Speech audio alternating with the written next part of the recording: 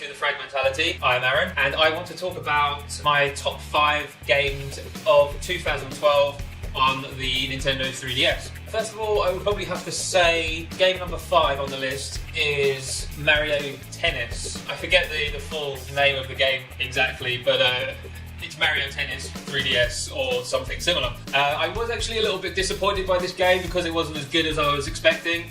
I played the previous games on the N64 and on the GameCube and on the Game Boy Advance, if I remember rightly, and Game Boy Color, and it didn't quite live up to those games. It felt as if it was a little bit rushed, but for the first time ever you can play tennis with people online, which for me is fantastic. There's a lot of sort of bonus gameplay modes which are actually better than the proper game, I would say. The particular one that I liked was there's a classic Mario mode where you basically hit balls, hit tennis balls against the wall, but on the wall is the original Mario game, and you have to direct the tennis ball to hit Goombas and to get coins and stuff like that. So basically you're playing the original Mario game but with a tennis racket and a tennis ball, which is pretty awesome. So it's got great multiplayer. If you've got like 3 friends, or if you want to play online, it's definitely an essential purchase. So that was number 5, Mario Tennis. Game number 4, a game called Nano Assault CX, which has only sort of recently come out. It was kind of overshadowed, I think, by the Wii U version of the same name, which launched not that long ago. It's available for download on the Nintendo eShop, and I think it's like £10. Basically, it's like a top-down shooter, and you can. The levels are set in sort of. Imagine you look through a microscope, and you can see sort of bacteria and stuff like that, blood cells up close. You actually fly this little spaceship around these blood cells, and you can go in 360 degrees, kind of like Super Mario Galaxy, where Mario could run underneath the planet around it and stuff. You fly this little ship around, and you shoot enemies in all directions. It's really, really good game. Very, very difficult. Lots of levels. The graphics are really good for the 3DS. Actually, it looks pretty much just like the Wii U version. It's a little bit short, but it's a download game for £10, so you can't have it all. And sometimes it can be a little bit too difficult, but I like a challenge. So Nano Assault EX is game number 4. Game number 3, it was a close one, but I would probably have to say Paper Mario Sticker Star, which I did a video review of that fairly recently.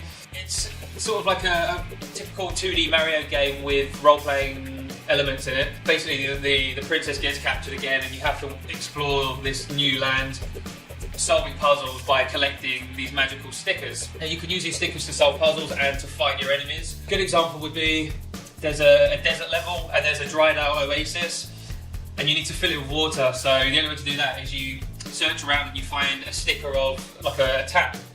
So you put the sticker, you turn the tap, the water floods, everything comes to life, and you progress through the game. That's just the basic example. It's a quite short game. You could probably complete it in about 20 hours or so, but it's full of humour. The graphics are awesome. Everything's flat and paperized, so the 3D depth effect of the 3DS really looks great. It's probably one of the most effective 3D games on the console. You can probably pick it up, fairly cheap, I would have thought, or give it a rental. It's definitely worth playing. Paper Mario's game number 3. Game number 2, I would probably have to say Kid Icarus Uprising. Unfortunately, not a lot of people bought this game, but it deserved to do a lot better than it did. It's sort of split into 2 halves. The first half of the game is like an on-rail shooting game. You fly through the sky as Pip the Angel, and you shoot down enemies and stuff. The second part, you're on land, and you run around on foot, and you sort of attack enemies again, but you're on foot, so everything's a little bit slower and a little bit less hectic. I would say this is a good thing about the game. It's actually incredibly difficult. As I said earlier, I like a challenge. But if you're really bad at the game, it will adjust to your playing, so it will become easier if you are rubbish. But if you want to unlock the secret weapons, the best weapons to use, for example on a multiplayer online game, then you have to turn the difficulty quite high to unlock the better weapons. And the online modes are pretty fun as well. It can be a bit confusing. It's got sort of hidden modes with AR cards that you can scan and stuff like that. It's a really good game.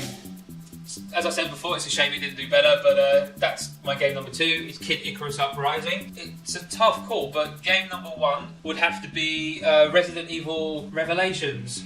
They've basically managed to cram a full console Resident Evil and crammed it down into the 3DS. It's a fantastic game. It's very scary, I'm ashamed to admit. It's set aboard a cruise ship, an empty cruise ship, but of course it's not. It's full of creatures and monsters and shady characters and stuff.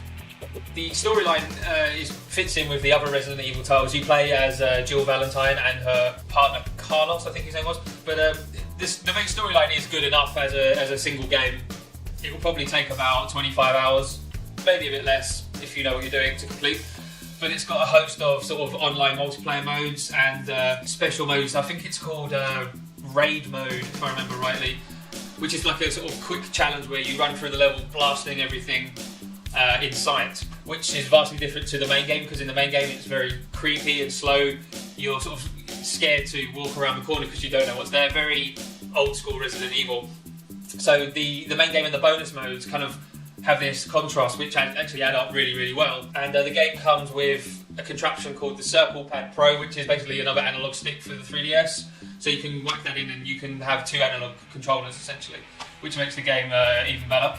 It's been out for quite a while now, so you can probably pick it up quite cheap. Definitely, it's great storyline. The graphics are fantastic. It's quite challenging as well. It takes you back to the old school Resident Evil games on the PlayStation, for example. So there you have it. Resident Evil Revelations is my top game of 2012 on the 3DS. If you disagree with me, then please let me know in the comments. And thank you for listening. I have been Aaron. You've been watching The Fragmentality.